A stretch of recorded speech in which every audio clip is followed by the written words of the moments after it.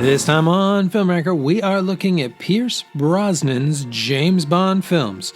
Brosnan was originally scouted to take over from Roger Moore, but was locked into his contract with Remington Steele. But nearly a decade later, he had a second chance to step into the tux as 007 and reignite the franchise.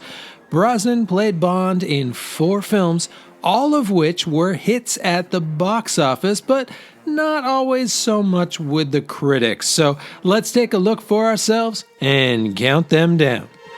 Number 4, The World Is Not Enough. The third movie in Brosnan's run is a perfect encapsulation of his time as Bond. Brosnan fits the role to a T. He hits a nice balance between tough enough to be an obvious threat, but still always with that twinkle in his eye and a quick quip at the ready. Unfortunately, his scripts never quite gave him the chance to fully show his potential.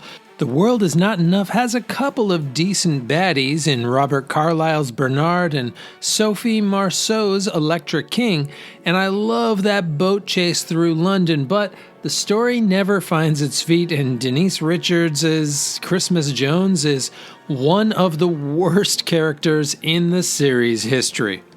Number 3, Die Another Day. Brosnan's final outing has some highlights. The Ice Hotel's a memorable location, the sword fight's fairly fun, and Halle Berry is fantastic as the very coolly named NSA agent Jinx Johnson.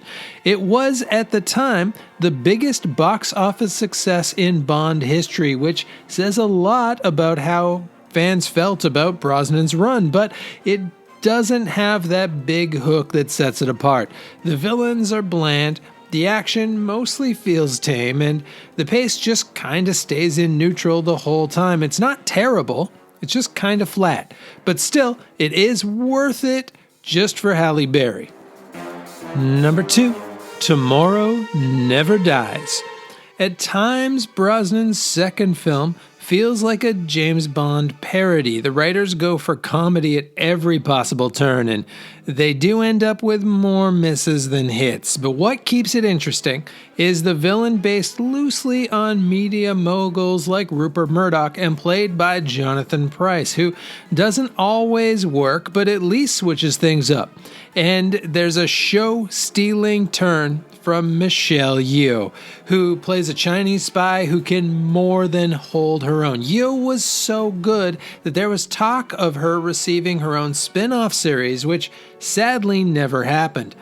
It is, however, the most distinctly 90s film of Brosnan's run, so it will be interesting to see how it ages. Number 1, Goldeneye. There was never any doubt. Brosnan's first film is by far his best and the closest he would get to a Bond classic. Plus, became one of the best video games ever. It has an embarrassment of riches when it comes to the supporting cast, with Judi Dench stepping into the role of M for the first time, Famke Janssen seemingly having the time of her life as the very evil and hilariously named Xenia Onatopp, and Sean Bean surprising no one by turning double agent as 006. After a 6-year hiatus, Goldeneye was the franchise bursting back on the scene with a bang, and Brosnan's cool Irish Bond was a huge part of that success. And that is it. Which is your favorite of Pierce Brosnan's run? Would you have liked to see him do just one more? Also, please do like and subscribe, and hopefully I will see you all next time.